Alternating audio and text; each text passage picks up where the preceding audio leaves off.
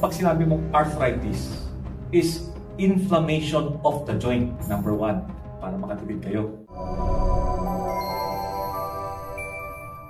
Okay, welcome sa isang bagong episode ng Medico.ph, ang palabas na kung saan mahilig kami mag-usap tungkol sa sakit ng katawan. This week, pag-uusapan natin ang isang napaka-common na condition. I'm sure marami sa inyo may kasama sa pamilya, may katrabaho, kaibigan, boyfriend, girlfriend na meron ng kondisyon na to.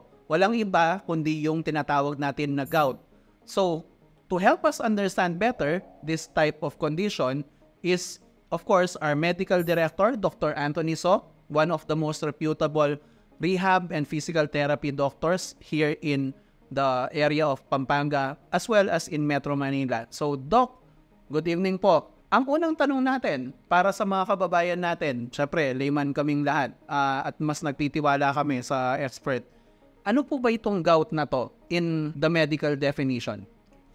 Coach Glenn, ganito, ang gout is a form of arthritis. Okay? Ngayon, sinasabi mo arthritis, kasi ang problema kasi, pag dumarating sa yung pasyente sa akin, pag sinabi kong osteoarthritis, naguguluhan sila. Pakita ko lang muna ha, in general view, pag sinabi mong arthritis is inflammation of the joint. Kunyari ito, namamaga, arthritis na yun. Kung ito, sinuntok ko sa pader, namaga, syempre, that's right, traumatic arthritis. Okay, yung arthritis to sa taas. Hihiwalay natin, may osteoarthritis, yun, sakit na mga matatanda yun. May gouty arthritis yung pag-uusapan natin. Tapos, merong rheumatoid arthritis. Merong lupus arthritis, may juvenile rheumatoid arthritis, ang daming klaseng arthritis. Ngayon, pag-uusapan natin yung gouty arthritis. So, ano yung gouty arthritis? Yung gouty arthritis is namabaga ang joint mo dahil sa madaming uric acid na na-accumulate sa iyong joint. Ang sakit mo. Alam mo po anong itsura ng uric acid? Parang crystal po yun, yung sobrang maliit na crystal, yung parang pin na crystal. Yun ang nadudun sa isang joint, nag-accumulate sa joint. Maga, within 1 day. Wala kang ginagawa, kinabukasan, magang-maga na, ang sakit sobrang nun. Ultimong pag nagkumot ka lang, sobrang sakit na. Okay. So, medyo na-preempt natin yung next question ko dapat na kung ano ang nagko-cause nito. So, apparently, it is caused by the accumulation of uric acid. Lalo na kung nag-crystallize ba sila, Doc? Yes, Coach. Sa mga joints natin. Ang follow-up question ko dito, meron bang specific na cause kung bakit mag-build up itong uric acid na to? Number 1 cause is yung kulang sa enzyme sa katawan. So may mga taong may kulang sa enzyme, hindi niya nasisira yung uric acid at hindi nalalabas ang uric acid. Kaya nga di maraming uric acid sa katawan. Pag maraming uric acid sa katawan, genetics kasi yun. Maraming uric acid sa katawan, na-deposit. I see. So, kumbaga kung genetic ito, malas-malas mo lang kung meron kang ganun. Oh my. Pero, katulad ng diabetes, genetic siya. Pero, merong lifestyle ang problem. May lifestyle disease naman. Bakit? Kuwari, dapat diabetes ka. Kuwari, dapat 50 years old, tsaka bago ka mag-diabetes. Kung bata ka pa lang, kain ka ng matamis, 20 years old, magkaka-diabetes ka. Ngayon, yung uric acid na formation sa ating joints, tama, genetics siya. Pero kung kain ka ng mga meats, tapos kain ka ng mga sweets, mamaya, pag-uusapan natin yung cause, mas maaga ang cause ng uric acid sa iyo. Okay, so nasa lifestyle rin talaga, yes. Especially yung dieta mo.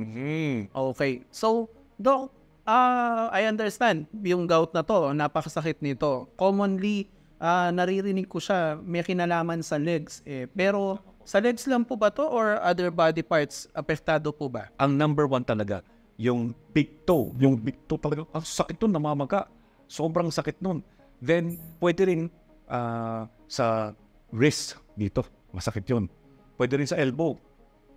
Kahit saan ho. Kahit saan.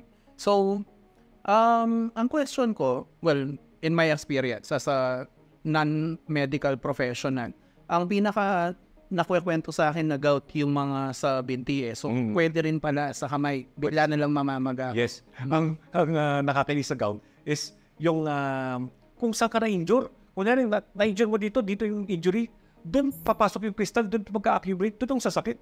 Okay. O kunyari, na-sprain ka dito sa wrist, doon magka-accumulate, doon talaga titirahin at mag-accumulate ang uric acid.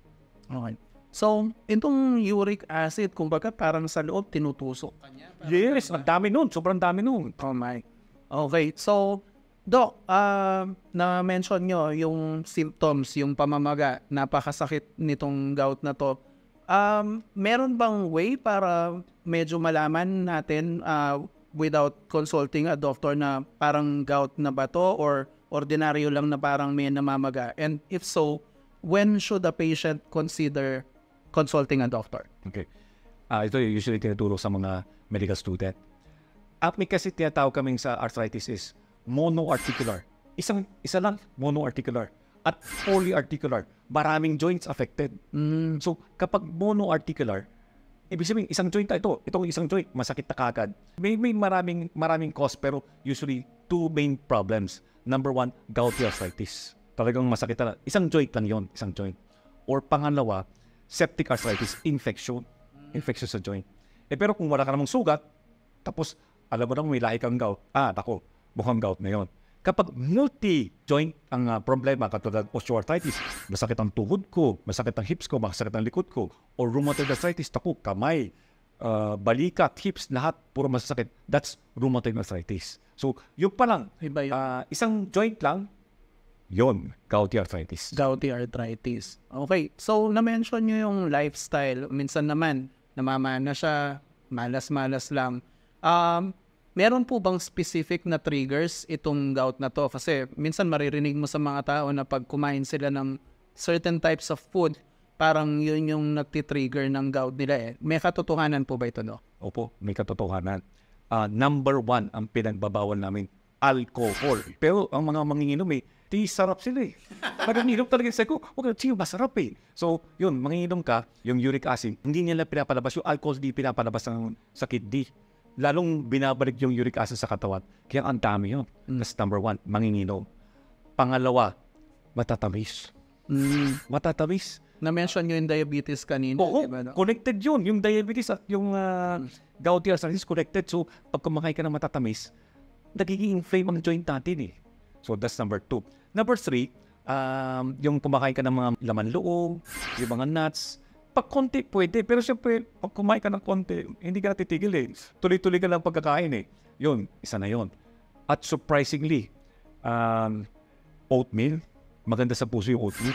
Pero pag napadami ka, tataas ang uric acid. So ano pala, kailangan medyo judicious tayo, mapili tayo sa kinakain, lalo na kung alam na natin meron tayo nitong gouty arthritis or commonly known sa mga ordinaryong tao na gout. Matigil pa rin kita. Sige mo, Dok. Yung isa nakakatawa, kapag nag-dieta ka kagad, yung maraming ka kinain, tapos nag-dieta ka para bumaba ang uric acid mo, atakihin ka. Atakihin ka sa puso. No. O ng... Yung gout. Ng gout. Okay. Ang sabi kasi, ang very fast lowering of uric acid level or increased uric acid level, pag gusto mong minom maraming gamot para bumaba ang uric acid level mo, atakihin ka. Kaya kailangan dahan-dahan ang pag-dieta ninyo, hindi pwedeng mabilisan. So, medyo iwasan yung cold turkey na tinatawag, mas gradual tayo. Okay. Doc, maliban po sa pamamaga at saka matinding pain, meron po bang ibang sintomas na dapat aware yung mga kababayan natin? Coach, masakit talaga sobra, no? Kaya nga, yung tinatanong mo kanina kung papakita siya sa doktor o hindi, papakita sila sa doktor. Kasi sa sobrang sakit. Oo, talaga pupunta talaga sila. Sobrang sakit talaga. Okay, on that note, Doc, anong doktor ba ang dapat nating puntahan? Doon po ba tayo sa general na doktor or sa specialista po ba? Sa sobrang common ng gouty arthritis, kahit na sa general practitioner, pwede na. Kung gusto mong sa specialista, sa rehab doctor or sa orthopedic doctor or sa rheumatologist, yun, makakatulong sa inyo.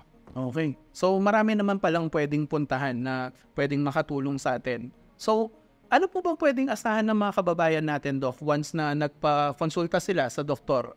May mga test po bang gagawin or i-assess nyo po ba muna? Paano po ba? Kasi number one, pagdating sa doktor, pag nakita niya, may binutan ka ba? Wala naman, walang injury, lahat wala. Biglaan na lang lumaki. Isang joint lang yun. Mukhang gout na to. So, diba, pagpipilan, gout saka septic, wala namang infection. Tapos, may lahi sa isang gout. Tatay niya may gout. Mukhang may gout na. Ang unang-unang papagawin ko, uric acid test. Sa blood po ba to o sa Sa, urine? sa blood Sa yun. blood. Oo. Then, pagbabalik nila, pataas ang uric acid. Pero, pwede ko rin lagyan ng CBC rin para malaman ko baka may infection o wala. Kasi, ang totoong gold standard para malaman natin kung gout ba o hindi, masakit eh. I-aspirate mo, tutusukin mo, sisipsipin mo, pagkasipsip mo, lalagyan mo sa microscope. Titingnan mo kung may bacteria ba or may WBC or may mataas sa uric acid para malaman mo kung gout siya or septic arthritis. Okay yun. Uric acid na pwede na. Okay. So once po na-confirm natin na mukhang gout na to, napakasakit, namamaga, yung mga blood test niya, mataas ang uric acid, ano po bang next step na ipinapayo nyo na sa pasyente pag ganito? So, pag gout, usually binibigay namin anti-inflammatory. Pero 10 years ago, yung pinakamadalas is colchicine. Yung colchicine kasi, nagtatanggal ng pamamaga. Dati nga, that's mga 30 years ago, ang recommend namin na yun, pagbigay mo ng colchicine, 0.5 milligrams lang yan eh. 1 hour every hour. Until magtae siya. Yun ang side effect. Until magtae siya o mawala yung sakit ng joint. Ay ngayon, hindi na. Kasi, lalo sa Amerika, alam mo sabi ng isang American specialista, hindi na namin binibigay yung colchicine. Bakit? Kasi imagine mo, magtatai siya, masakit ang paa niya. Paano siya makatakbo pag masakit ang paa? Kaya nga ngayon, anti-inflammatory na mga mefenamic acid, yung mga ibuprofen, naproxen, yun ang binibigay para mabawasan ang pamamaga. Then, kapag tatapos na yung pamamaga na wala na, tsaka na kami magbibigay ng mga allopuritol, febusoxstat na pangbaba ng uric acid. Pansinin mo, hindi ko binibigay kagad ng papababa ng uric acid. Kasi, pag binaba ko, atakihin ulit siya. So, oo. So ngayon, pag bibigyan ako, usually, mabagal. Dahan-dahan nating i-increase. Then, check ko, after 1 month, check ko, medyo okay na. E di, dahan-dahan ko lang yun. Dahan-dahan lang. Hindi pwedeng biglang bigay ko ng gamot na bababa kagad yung uric acid. Tapos, okay na. Tatanggalin ko kagad. Hindi ko ganun. Dahan-dahan. Kung gusto mong tanggalin, gagawin ko every other day muna bago tanggalin yung uric acid, yung pangbababa ng uric acid, yung febusoxstat. Wow. So, ganun pala yun, Doc. Other than the medication, tinetherapy po ba yan? Nire-rehab ang gout? Yes. Okay. Ano po bang ginagawa pag ganun, Doc? Number 1, para makatipid kayo. Ice, tuwalya, lagay mo ng ice, 24 hours, gaganda na. Ang ginagawa namin sa therapy, ice pack tape, sagay namin kuryente. Then, ngayon may na-invento, cryotherapy, parang refrigerator. Tapos, mga 600,000 yung makina niyo, hanggang 1 million. Tapos, may host siya, naglalabas ng ice, then ng lamig. O yun, 700 pesos hanggang 1,000 pesos kagad. Hindi maglagay ka na ng ice. Yun na yun, yun nakakapi mo. Pinapalamig lang. So, sabi ko nga, ma-interrupt kita. Yung, ang dami naming pasyente na may gouty arthritis, kasi hindi na gumagaling, kasi di ba, genetics na yun, di ba? Inom ng gamot, tinatama ng kidney sila. Maraming nagda-dialysis. Oh my. So kaya sa pamamaga, ang gawin natin, lagyan mo ng tuwalya, ice ka lang ng ice para mabawasan ng sakit. Tapos huwag kayo pahit. Yung mga salicylic acid, mga binabawasan, yung mga patch-patch natin, yun, na-absorb sa ating mga pores, tatamanan yung kidneys. Akala mo safe ang pagpahit? Hindi. Kasi hindi pumasok sa bibig mo. Oo. Pumapasok sa pores, tatamanan ng kidneys mo. So, ice lang, tuwalya, ice lang, ito yun. Then, kung talagang masakit, hindi pwede ka inom ng anti-inflammatory 1 to 3 days lang. Pag ako hindi, kasi na-accumulate yan Wari, after 1 month, aatakihin ko ulit. After 3 months, aatakihin ko ulit. Iinom ka ulit. Kaya nga, number 1, prevention din. Huwag kayo inom ng alak, mga matatamis, bawasan na ninyo. Yung mga bawal, tanggalin ninyo. Kaya kayo mabuti. Gulay, ang pinakamaganda. Yung advice na yun is more for the other group. Sabi nyo nga, meron genetic na talagang nandyan na yan, kahit maganda pa lifestyle mo.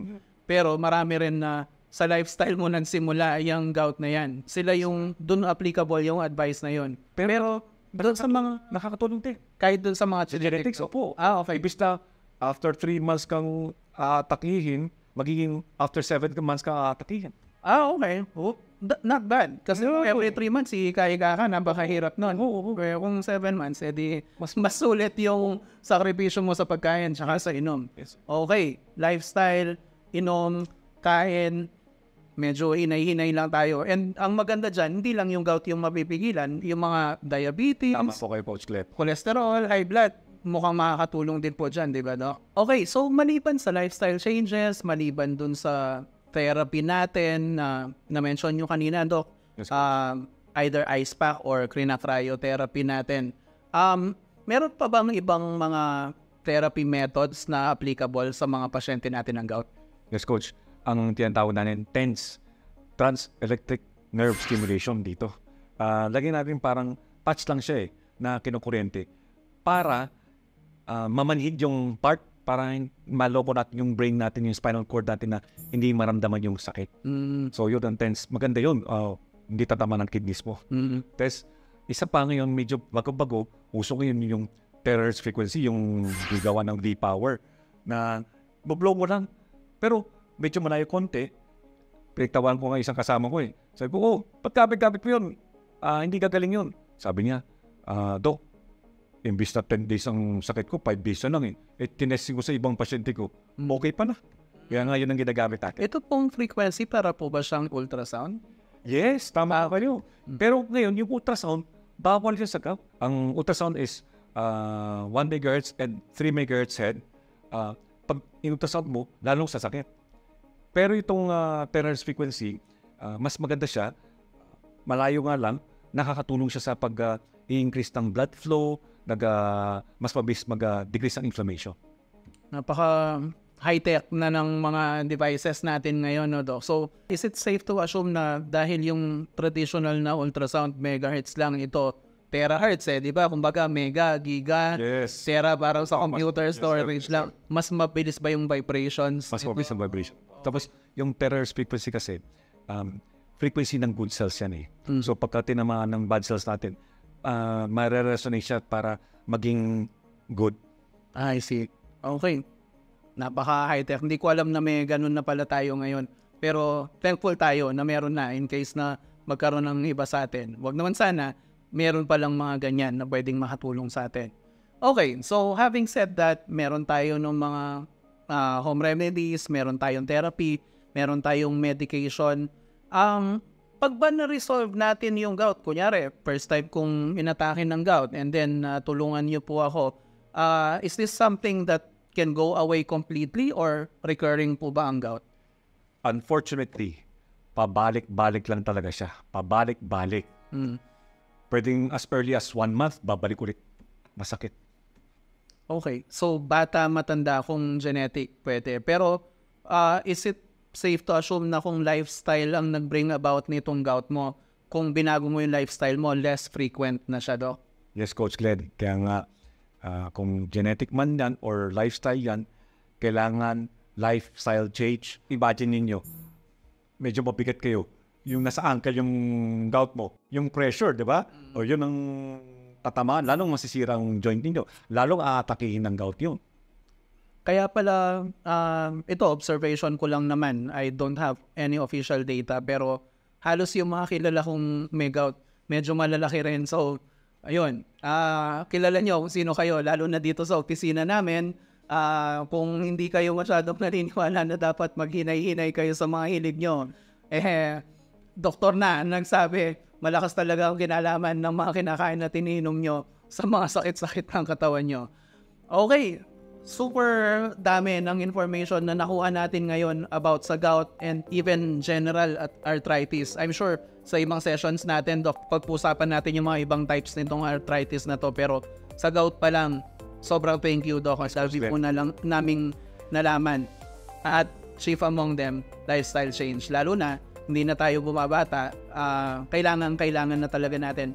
Doc, in case na hindi po nila madaan sa home remedy yung mga sintomas ng gout nila or first time nilang inatake ng gout or kung di sila sure kung gout ba itong problema nila or is something else and gusto nilang magpakonsulta sa inyo, saan po ba nila kayo pwedeng madalaw for consultation, Doc?